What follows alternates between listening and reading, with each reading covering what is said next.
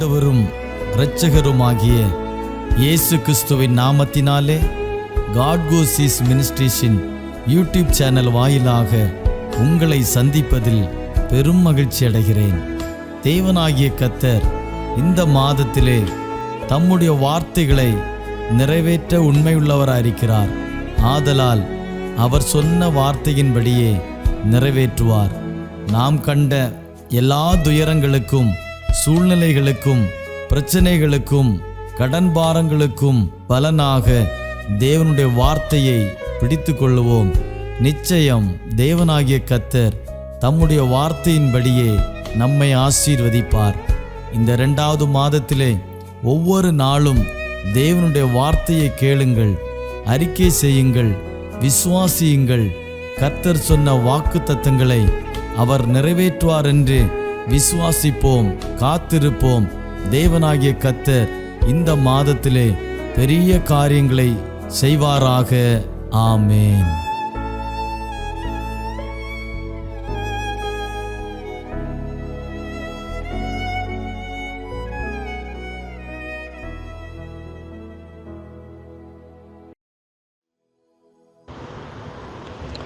கர்த்தராகிய இயேசு கிறிஸ்துவின் நாமத்தினாலே உங்கள் யாவருக்கும் நன்றியும் வாழ்த்து அளித்துக் கொள்கிறேன்.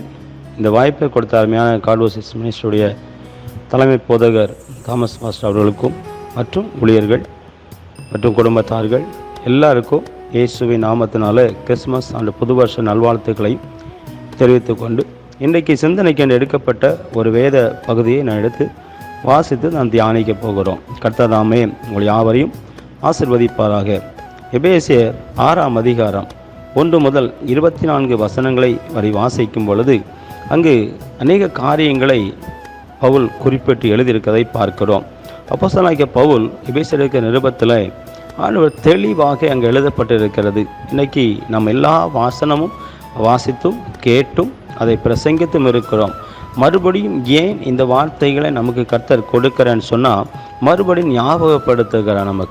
நம்ம விசுவாசத்திலே சோர்ந்து போயிருக்கிறோம், ஊழியத்திலே சோர்ந்து போயிருக்கிறோம், குடும்ப வாழ்க்கையிலே சோர்ந்து போயிருக்கிறோம், பிள்ளைகள் வாழ்க்கையிலே சோர்ந்து போயிருக்கிறோம், எல்லா வேலையிலே சோர்ந்து போயிருக்கிறோம். எந்த நிலையிலுமே நம் சோர்ந்து போயிருக்கிற நமக்கு மறுபடியும் கர்த்தர் இந்த வார்த்தையை உறுதிப்படுத்தி நம்மை பலப்படுத்தி இன்னும் ஓடுவதற்கு கர்த்தர் கிருபை பாராட்டுவாராக. ஆமேன். இந்த வேளையிலும் கூட அந்த சோதர எபேசியர் 6ஆம் அதிகாரம் 6ஆம் வசனத்தை வாசிக்கும் பொழுது இங்கே வேதம் சொல்லுகிறது, மனுஷனுக்கு இருக்க விரும்புகிறவர்களாக ஊழியம் செய்யாமல் கிறிஸ்துவின் ஊழியக்காரராக மனப்பூர்வமாய் தேவனுடைய சித்தத்தின்படி செய்யுங்கள் என்று வேதம் சொல்லுகிறது. இன்றைக்கு அநேக விதத்தில் குடும்பத்தில் கூட, தனிப்பட்ட வாழ்க்கையில் கூட, ஊழியத்தில் கூட, சபையில் கூட, வெளியில் போய் பிரசங்கம் பண்ணால் கூட நம்ம என்ன பார்க்குறோன்னா, மனுஷனுக்கு பிரியமாக இருக்கிறதா என்று தான் நம்ம ஊழியத்தை செய்கிறோம். அந்த மனுஷனுக்கு பிரியமாய் ஊழியம் செய்வதனால அநேக தோல்விகளை அடைகிறோம். இன்றைக்கி சிந்தித்து பாருங்கள்.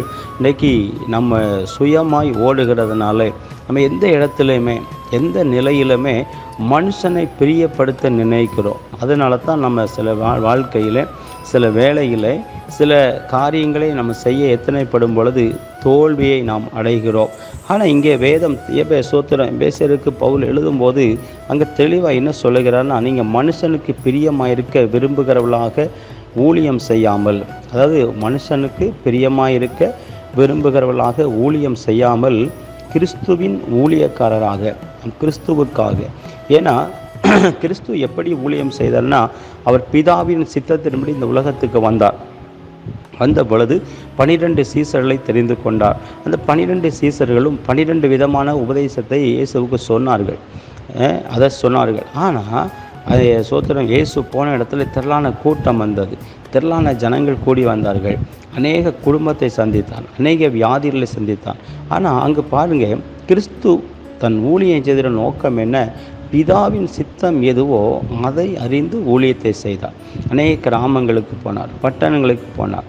அன்னைக்கு சகல இடங்கள் சுற்றி தெரியும் பொழுது வசனம் சொல்லுகிறது, அவர் அங்கே இருக்கிற மனுஷனுக்கு பிரியமாக ஒன்றும் செய்யாதபடி பிதாவுடைய சித்தம் எதுவோ அதன்படியே தன் ஊழியத்தை நிறைவேற்றினார். அதனால தான் அந்த சிலுவையில் அவர் அடிக்கப்பட்ட பொழுது கூட அவர் ஒருபோதும் என்ன செய்யலை, சோர்ந்து போகலை. ஏன்னா அன்னைக்கு நம்ம அநேக ஊழியக்காரர்கள் சோர்ந்து போயிருப்பதுக்கு காரணம் மனுஷனுக்கு பிரியமாய் ஓடுகிறதுனால, மனுஷனுக்கு பிரியமாய் நாம் செய்கிறதுனால தான் சில வேளையில் நம்ம சோர்ந்து போயிருக்கிறோம். இன்றைக்கு நம்ம சிந்தித்து பார்ப்போம் என்று சொன்னால், மனுஷனுக்கு பிரியமாக இருக்க விரும்புகிறவர்களாக ஊழியத்தை செய்யாமல் 2022 வருஷம் வரைக்கும் அப்படி தான் செய்திருக்கிறோம். அது போகட்டும். இனி என்ன செய்யணும்னா, 2023 வருஷம் துவக்கத்தில் ஆரம்பத்திலேயே நம்ம என்ன செய்யணும்னா, நம்ம இருந்து ஜெபம் பண்ணும் பொழுது, ஆண்டவரே உமக்கு பிரியமாய் நான் ஊழியத்தை செய்ய வேண்டும், உமக்கு பிரியமானதை செய்ய வேண்டும் ஆண்டவரே, உமக்கு உகந்த ஊழியத்தை செய்ய வேண்டும் ஆண்டவரே. இதுவரைக்கும் மனுஷனை பிரியப்படுத்தி மனுஷன் பார்வைக்கு நாம் ஊழியம் செய்து நாம் என்ன செய்யணும், ஊழியம் நிறைவேறக்கூடாதபடி இருக்கிறது. இன்றைக்கி ஊழியத்தில் தடை இருக்கிறது, ஊழியத்தில் பாரம் இருக்கிறது, வேதனை இருக்கிறது. என் ஊழியத்தில் ஒரு வெற்றி உள்ள ஊழியம் செய்ய முடியலை. அதே போல் என் குடும்பத்தில் கூட சில காரியங்கள்லாம் செய்ய முடியலை. ஏன்னா மனுஷனை பார்த்து செய்கிறதுனால என் குடும்பத்திலையும் குழப்பம், வாழ்க்கையிலையும் குழப்பம், ஊழியத்திலையும் குழப்பங்கள். இந்த குழப்பம் மாறுவதற்கு வேதம் சொல்லுகிறது, நீங்கள் மனுஷனை பிரியப்படுத்துவதற்கு ஊழியம் செய்யாமல் நீங்கள் தேவனை கிறிஸ்துவின் ஊழியக்காராக மனப்பூர்வமாக தேவனுடைய சித்தத்தின்படி, அவருடைய சித்தம் எதுவை அறிந்து அந்த சித்தத்தின்படி ஊழியத்தை செய்யுங்கள் என்று வேதம் தெளிவாய் சொல்லுகிறது. ஆமேன். இந்த வேளையிலும் கூட இதை குறித்து ஒரு 4 விதமான காரியங்களை நாம் சொல்லி ஜெபிக்க விரும்புகிறேன். கர்த்தர் உங்களை ஆசீர்வதிப்பாராக. போராட்டம் உண்டு. இந்த உலகத்தில் அநேக போராட்டங்கள் உண்டு. அப்போ நம்ம நினைக்கிறோன்னா பக்கத்து வீட்டில் தான் போராட்டம். அது நிறைய ஊழியக்காரங்க சொல்லுவாங்க, எனக்கு வீட்டில் தான் நிறைய செய்வனை வைக்காங்க, நிறைய மாந்திரவாதம் பண்ணுதாங்க எல்லாம் சொல்கிறாங்க. ஸ்தோத்திரம். அதெல்லாம் ஒரு பக்கம் இருந்தாலும் வசனம் சொல்லுகிறது, நீங்கள் அதை உண்மையாக நீங்கள் அறிந்து கொள்ளணும். எப்படி அறிந்து கொள்வதுன்னா, மனக்கண்கள் திறக்கப்படணும். நம்ம சோத்திர ஆவியில் தான் இந்த காரியங்களை அறிந்து கொள்ள முடியும். நம்ம பார்க்கும்பொழுது நம்ம நேரடியாக நல்லா தான் பேசுவாங்க, நல்லா தான் சிரிப்பாங்க, நல்லா தான் பழகுவாங்க, எல்லாம் நன்மையாக தான் இருக்கும். ஆனால் சோத்திரம் வசனம் சொல்லுகிறது, உலகத்தில் உங்களுக்கு உபத்திரவம் உண்டு, ஆனாலும் திடன் கொள்ளுங்கள், உலகத்தை ஜெயித்தேன் என்று வசனம் சொல்லுகிறது. இந்த எபேசியர் 6ஆம் அதிகாரத்தில் நீங்கள் வாசிக்கும் பொழுது, ஒன்று நமக்கு விரோதமாய் போராடுகிற ஒன்று உண்டு, அதுதான் துரைத்தனங்கள். இந்த துரைத்தனங்களை நாம் ஜெயிக்கணும். இந்த துரைத்தனங்களை இயேசுவின் நாமத்தினாலே ஜெயிக்கணும். அதற்கு ஒரே ஒரு வழி, ஜெபத்தை தவிர வேறு வழி கிடையாது. ஏன்னா அந்த துரைத்தனம் என்பது சோத்திரம் தேவ ஜெபத்துக்கு விரோதமானது, தேவ பிள்ளைகளுக்கு விரோதமானது, தேவ விசுவாசிகளுக்கு விரோதமானது, சபைக்கு விரோதமானது. இப்போ என்ன செய்யணும்னா, இந்த துரைத்தனங்கள் நம்மளோட போராடும் பொழுது நமக்கு முன்னாடி யார் தெரிவானா, மனுஷர்கள் தான் தெரிவார்கள். இந்த மனுஷன் பண்ணிட்டானோ, இந்த மனுஷன் பண்ணிட்டானோ, இந்த குடும்பம் தான் பண்ணிட்டோம், இல்லை இந்த ஊழியக்காரங்க தான் எனக்கு விரோதமாக எதுவும் பண்ணுதாங்களோ, அல்லது மந்திரவாதம் பண்ண இல்லை. ஆனால் வசனம் சொல்கிறது, துரைத்தனங்களை நம்ம என்ன செய்யணும், ஜெயிக்க வேண்டும். இரண்டாவதாக அதிகாரங்களை ஜெயிக்கணும். உலகத்தின் அதிகாரங்கள் வசனம் சொல்கிறது, பிசாசு சொல்லுகிறான், மத்தேயு 4ஆம் அதிகாரத்தை சொல்கிறான், இந்த உலகத்தின் எல்லா அதிகாரமும் எனக்கு கொடுக்கப்பட்டு இருக்கிறது, நீ என்னை தாழ விழுந்து பணிந்து கொண்டால் நமக்கு எல்லாம் தருவேன் இயேசுவிட்ட பிசாசு சொல்லுகிறதை பார்க்கிறோம். ஏசப்பா என்ன சொல்கிறாரு, சோத்திரை நீ கர்த்தர் ஒருவருக்கே பணிந்து கொண்டு நீ ஆராதனை செய்வாயாகண்டு பிசாசை எச்சரிக்கிறார். ஆனால் எல்லா அதிகாரங்களும் பிசாசு கொடுக்கப்பட்டிருந்தாலும், இந்த உலகத்துடைய காரியங்கள் கொடுக்கப்பட்டிருந்தாலும், நாம் இயேசு கிறிஸ்துவின் நாமத்தினாலே அந்த அதிகாரங்களை ஜெயிக்கணும். அப்போ வசனம் சொல்லுகிறது, துரைத்தனங்களை ஜெயிக்கணும், அதிகாரங்களை ஜெயிக்கணும். அடுத்தபடியாக இப்பிரபஞ்சத்தின் அந்தகார லோகாதிபதிகள். இந்த இப்பிரபஞ்சத்தின் அந்தகார லோகாதிபதிகளோடு நமக்கு உபத்திரவம் உண்டு. ஆனால் நம்ம என்ன செய்யணும்னா, இதையும் நம்ம ஜெபத்தினால தான் மேற்கொள்ளணும், வேத வசனங்களால் மேற்கொள்ளணும், உபவாசத்தினாலே மேற்கொள்ளணும். நம்ம ஜெபம், வேத வாசிப்பு, உபவாசத்தினால தான் இதை நாம் மேற்கொள்ள முடியும். இப்பிரபஞ்சத்தின் அந்தகார லோகாதிபதிகள். அடுத்து 4ஆவதாக சொல்லுகிறது, வான மண்டலங்களில் உள்ள பொல்லாத ஆவியின் சேனைகள். ஒன்று துரைத்தனங்கள், இரண்டாவது அதிகாரங்கள், மூன்றாவது இப்பிரபஞ்சத்தின் அந்தகார லோகாதிபதிகள், நான்காவதாக வான மண்டலங்களில் உள்ள பொல்லாத ஆவியின் சேனைகள். வசனம் சொல்லுகிறது, அதனுடைய 14ஆம் வசனத்தை வாசிக்கும் பொழுது, சத்தியம், நீதி, சமாதானம், விசுவாசம், தேவ வசனம், மன உறுதி, தைரியம் நமக்கு என்ன செய்யணும், இருக்கணும். வசனம் சொல்லுகிறது, மத்தேயு 10ஆம் அதிகாரம் 1ஆம் வசனத்தில், அசுத்த ஆவிகளை துரத்தவும் சகல நோய்கள் சகல வியாதிகளை நீங்கவும் அவர்களுக்கு அதிகாரம் கொடுத்தார். இன்றைக்கி ஊழியக்காரர்கள் போய் பிசாசு யாரோ தலையில் கை வச்சு ஜெபிக்கிறதுக்கே பயப்படுதாங்க. வசனம் சொல்லுது, நீ பயப்பட வேண்டிய தேவையில்லை. ஆண்டவர் சகல அதிகாரத்தையும் கர்த்தர் நமக்கு கொடுத்திருக்கிறார். சகல துரைத்தனங்களை அழித்து போடும்படிக்கு அதிகாரத்தை கர்த்தர் கொடுத்திருக்கிறார். இப்பிரபஞ்சத்தின் அந்தகார லோகாதிபதிகளை துரத்தும்படிக்கு கர்த்தர் அதிகாரத்தை கர்த்தர் கொடுத்திருக்கிறார்.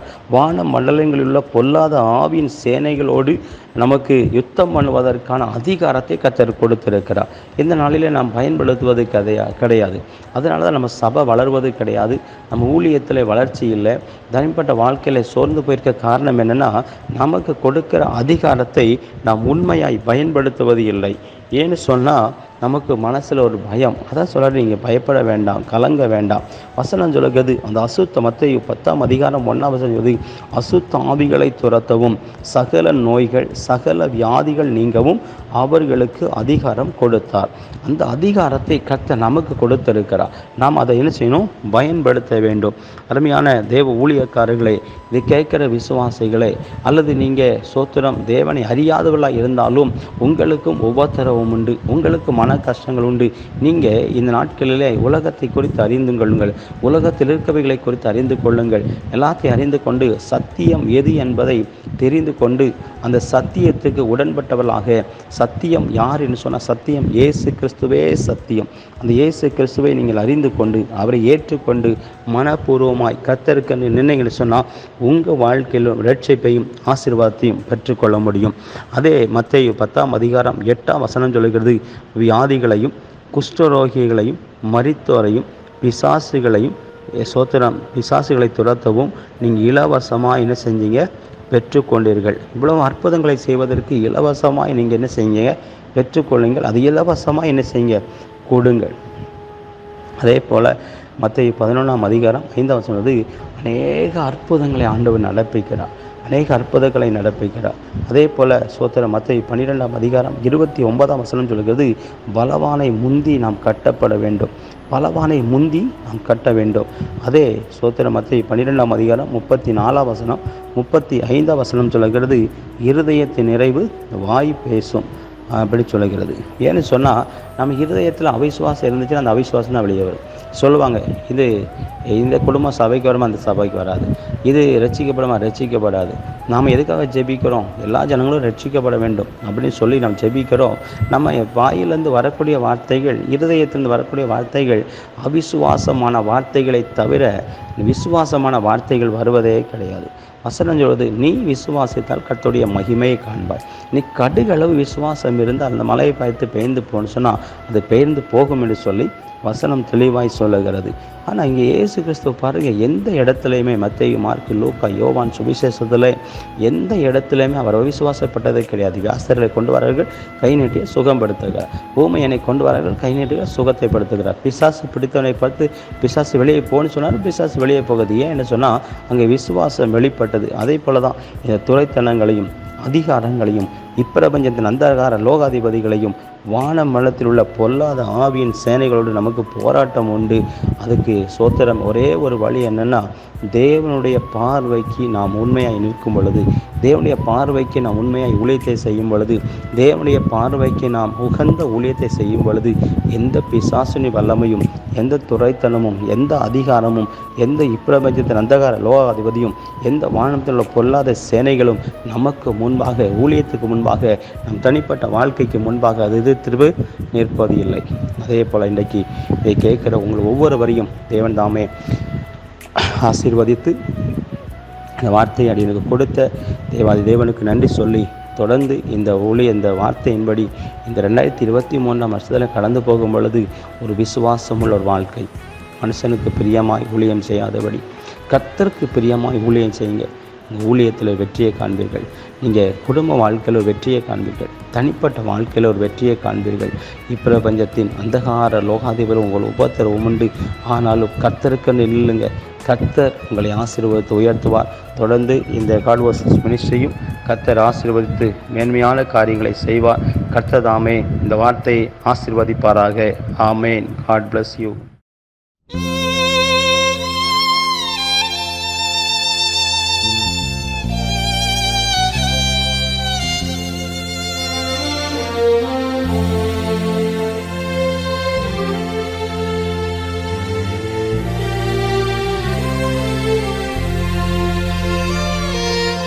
ராஜா உம் பிரசன்னம் போதுமையா, எப்போதும் எனக்கு போதுமையா. ராஜா உம் பிரசன்னம் போதுமையா, எப்போதும் எனக்கு போதுமையா. பிரசன்னம் பிரசன்னம் தேவ பிரசன்னம், பிரசன்னம் பிரசன்னம் தேவ பிரசன்னம்.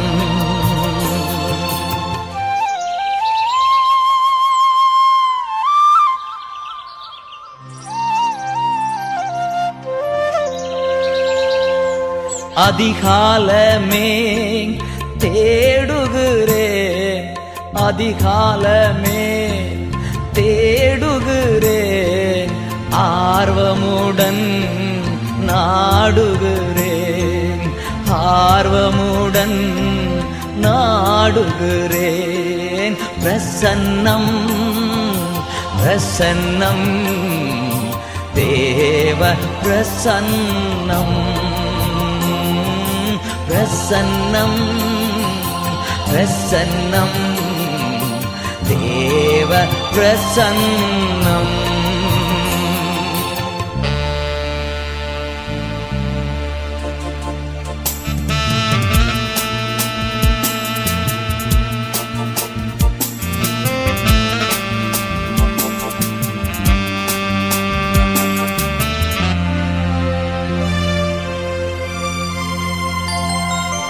உலகம் எல்லாம் மாயையா, உலகம் எல்லாம் மாயையா, உம் அன்பொன்றே போதுமையா, உம் அன்பு ஒன்றே போதுமையா.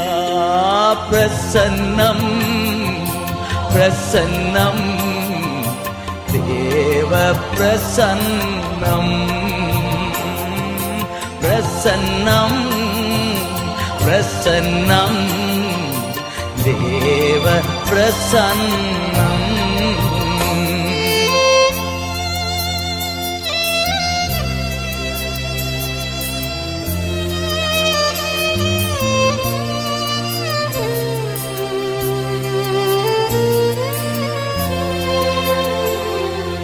இன்னும் உம்மை அறியணுமே, இன்னும் உம்மை அறியணுமே, இன்னும் கிட்டி சேரணுமே, இன்னும் கிட்டி சேரணுமே.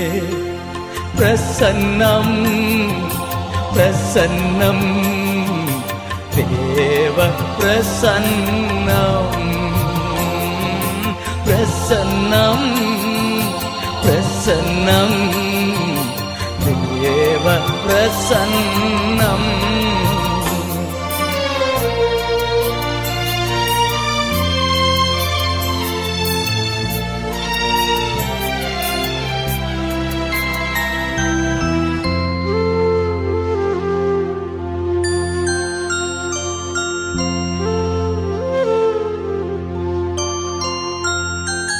கரம் பிடித்த நாயகரே, கரம் பிடித்த நாயகரே, கைவிடாத தூயவரே, கைவிடாத தூயவரே.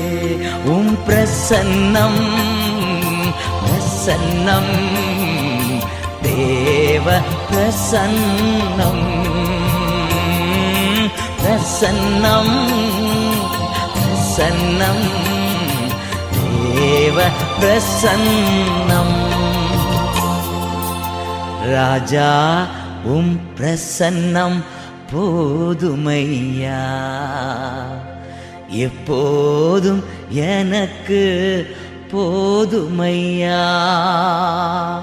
ராஜா உம் பிரசன்னம் போதுமையா.